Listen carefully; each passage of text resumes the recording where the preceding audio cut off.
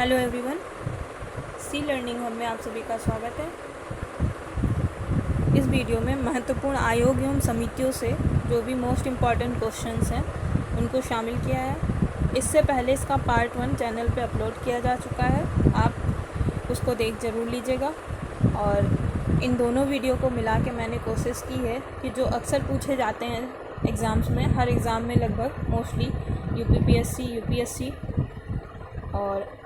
और भी एग्ज़ाम्स में, तो समितियों से संबंधित जो भी क्वेश्चन हैं और जिस क्षेत्र से भी समिति जुड़ी है उसके बारे में कंप्लीट एनालिसिस और जो भी इम्पोर्टेंट उनकी अनुशंसाएं हैं उनको भी वीडियो में शामिल किया है मैंने। तो ये पार्ट 2 है। फर्स्ट वीडियो का मैं डिस्कशन बॉक्स में लिंक दे दूँगी, तो उसको आप देख लीजिएगा। वीडियो की शुरुआत करते हैं। ये मेरा इंट्रोडक्शन पेज है, आप पॉज करके देख लीजिएगा। पहला क्वेश्चन है, निम्नलिखित आयोग समितियों को उनके कालक्रम के अनुसार व्यवस्थित करें। ये क्वेश्चन है, उनको कालक्रम के अनुसार व्यवस्थित करना है। इसमें कुंची आयोग, NN बोहरा समिति, राजमन्नार समिति और बिमल जालान समिति, ये 4 समितियां हैं। तो इसमें जो कुंची आयोग है उसका जो समय टाइम पीरियड है 1990 का है।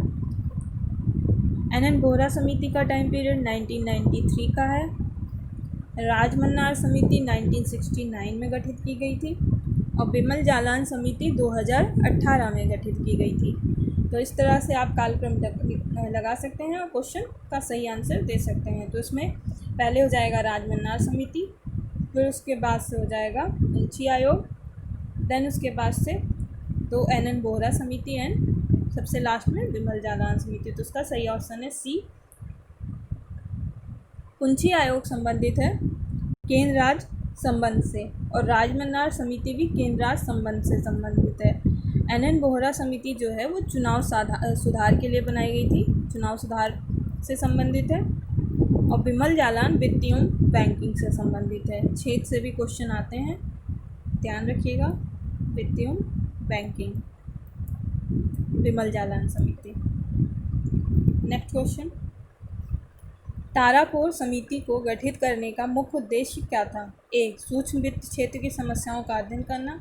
बी, पूंजी खाते की परिवर्तनशीलता के संबंध में। सी, RBI के आर्थिक पूंजी ढांचे की जांच करने के लिए। डी, उपरोक्त में से कोई नहीं। तो इसका सही आंसर है बी, पूंजी खाते की परिवर्तनशीलता के संबंध में। तारापुर की अध्यक्षता में 2 बार समिति का गठन किया गया था और दोनों बार का विषय पूंजी खाते की परिवर्तनीयता से ही संबंधित था। और इससे और भी जुड़े जो फैक्ट्स हैं वो मैं आपको बता दूं।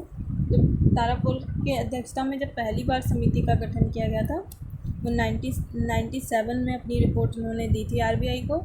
और इनकी जो बहुत महत्वपूर्ण अनुशंसाएं हैं उसमें शामिल था सकल राजकोषीय घाटे को सकल घरेलू उत्पाद के 3.5% के भीतर रखते हुए मुद्रास्फीति इन्फ्लेशन की जो रेट है, इन्फ्लेशन की दर को 3.5% के बीच रखा जाना चाहिए, ये इन्होंने कहा था।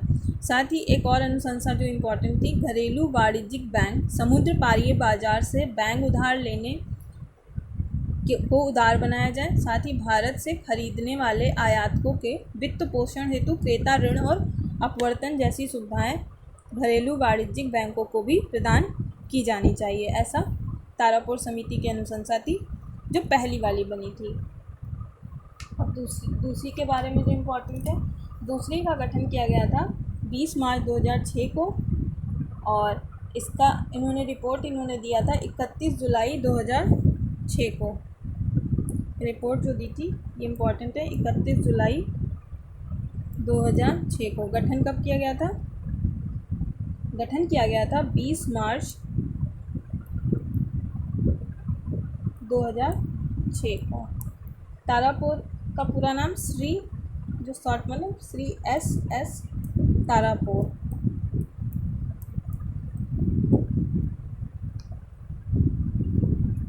Next question, 3rd number question है, राज्य पुनर्गठन से संबंधित आयोग व समितियां हैं। ए, फजल अली आयोग। सी, दूसरा ऑप्शन है धर आयोग। तीसरा है थुंगन समिति और 4 है गाडगिल समिति। तो इसमें आपको ये कोड की सहायता से बताना है कि कौन कौन सी जो समितियां हैं वो राज्य पुनर्गठन से संबंधित हैं। तो राज्य पुनर्गठन से संबंधित जो समितियां हैं उसमें है फजल अली आयोग और धर आयोग। इसका सही आंसर है सी, सॉरी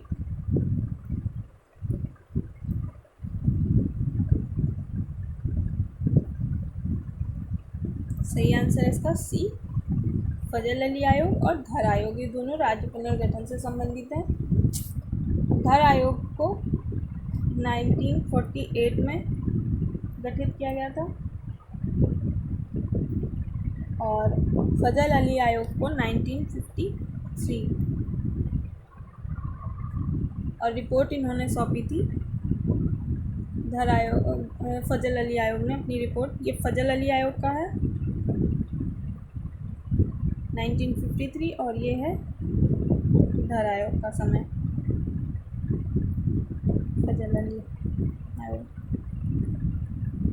फजल अली आयोग ने अपनी रिपोर्ट 1955 में की थी। नेक्स्ट क्वेश्चन,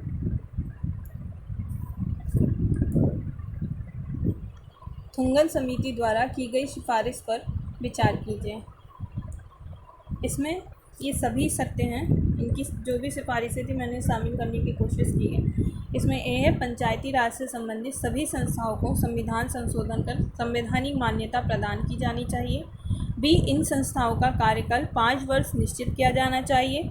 सी, जिला परिषद को पंचायती राज व्यवस्था में योजना निर्माण एवं विकास की एजेंसी के रूप में विकसित किया जा सकता है तथा इसके मुख्य कार्यकारी अधिकारी के रूप में जिला कलेक्टर को नियुक्त करना चाहिए। ये सारी जो अनुशंसाएं थी ये थुंगन समिति की थी, यानी थुंगन समिति पंचायती राज व्यवस्था से संबंधित है।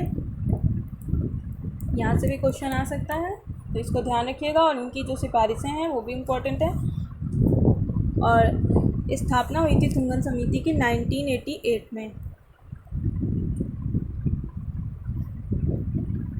Next question, 5th number question है, विश्व स्तरीय अनुसंधान एवं उच्च शिक्षा को बढ़ावा देने के लिए मिशन नालंदा तथा मिशन तक्षशिला का संचालन प्रस्तावित किया गया है। यह अनुशंसा किस समिति द्वारा दी गई है?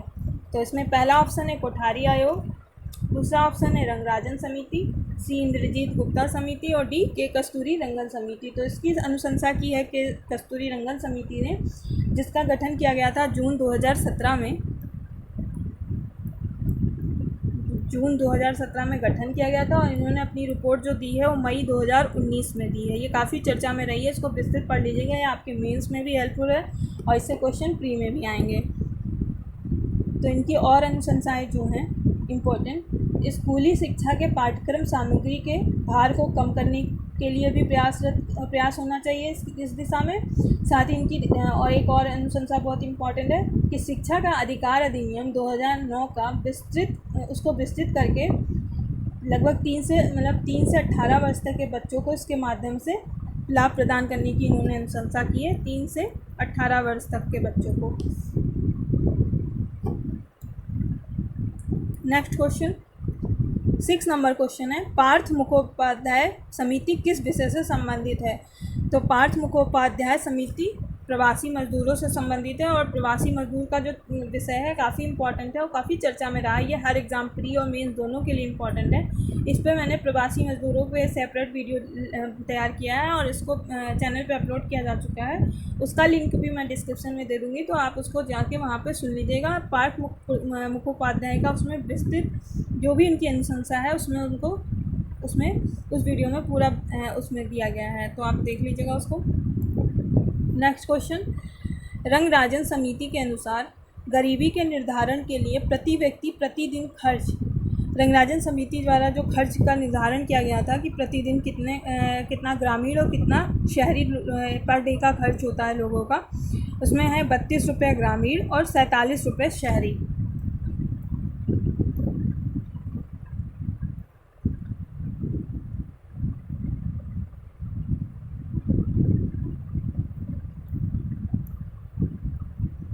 डी ऑप्शन सही है।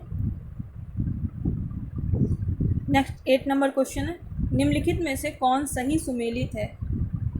मालेगांव समिति वित्तीयम बैंकिंग, GVK राव समिति गरीबी, JVP समिति स्थानीय प्रशासन, रंगराजन समिति राज्य पुनर्गठन। तो इसमें सबसे जो मतलब सही सुमेलित है, क्वेश्चन पूछा है सही कौन सही सुमेलित है, तो इसमें मालेगांव समिति वित्तीयम बैंकिंग से संबंधित है।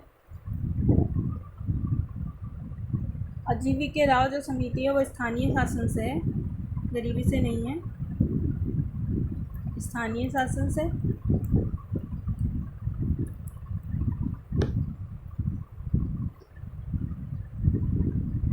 JVP समिति राज्य पुनर्गठन से।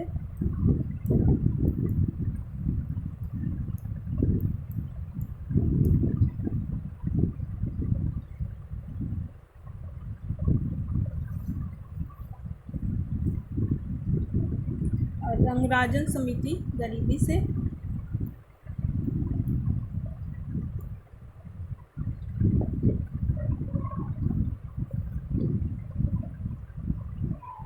मालेगांव समिति की स्थापना जो की गई थी तो अक्टूबर 2010 में की गई थी और इन्होंने अपनी रिपोर्ट दिसंबर 2011 में दी थी।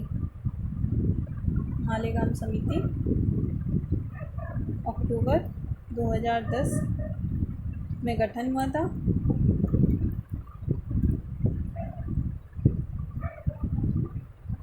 और रिपोर्ट जो दी थी इन्होंने वो दिसंबर 2011 में, ये ध्यान रखिएगा। Next question 9 number question, Nachiket Mor समिति के गठन का उद्देश्य क्या था? इसका उद्देश्य था छोटे व्यवसाय तथा कम आय वाले परिवारों के लिए वित्तीय सेवाएं उपलब्ध करवाने के संबंध में था। तो इसका पहला ऑप्शन जो है वो सही है, नचिकेत मोर समिति का मुख्य उद्देश्य ही यही था। बेसिकली इसका जो क्षेत्र अगर डिसाइड करें किस क्षेत्र से जुड़ी समिति है तो वित्तीय एवं बैंकिंग से जुड़ी समिति है।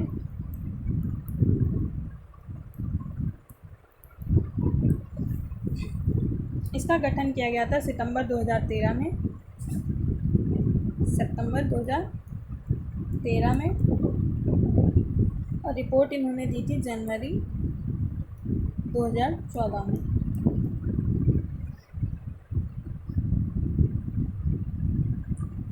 इनकी जो मुख्य अनुशंसाओं में था जिसमें कुछ इम्पॉर्टेंट पॉइंट्स हैं, जैसे कि बैंक खातों को तेज़ी से खोलने के लिए आधार का प्रयोग करना चाहिए और देश के किसी भी हिस्से में सिर्फ 15 मिनट की पैदल दूरी पर बैंक शाखा होना चाहिए। ये इनकी अनुशंसा का जो बहुत इम्पॉर्टेंट पॉइंट है वो है।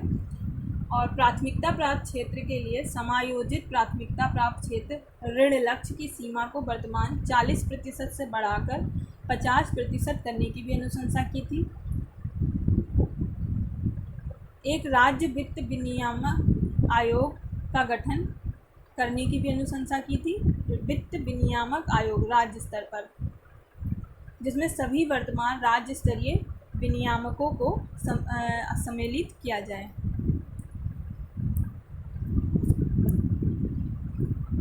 10 नंबर क्वेश्चन, और ये इस वीडियो का आखिरी क्वेश्चन है, निम्नलिखित में से कौन सम्मिलित नहीं है? तो धर आयोग स्थानीय स्वशासन ये सम्मिलित नहीं है, क्योंकि धर आयोग अभी मैंने इससे पहले वाले क्वेश्चन में बताया था ये राज्य पुनर्गठन से संबंधित है, राज्य पुनर्गठन से संबंधित है। बाकी सब सही सम्मिलित है। के कस्तूरी रंगन शिक्षा, सुरेश तेंदुलकर गरीबी, दिनेश गोस्वामी चुनाव सुधार। ये थे इस वीडियो में इतने ही क्वेश्चन।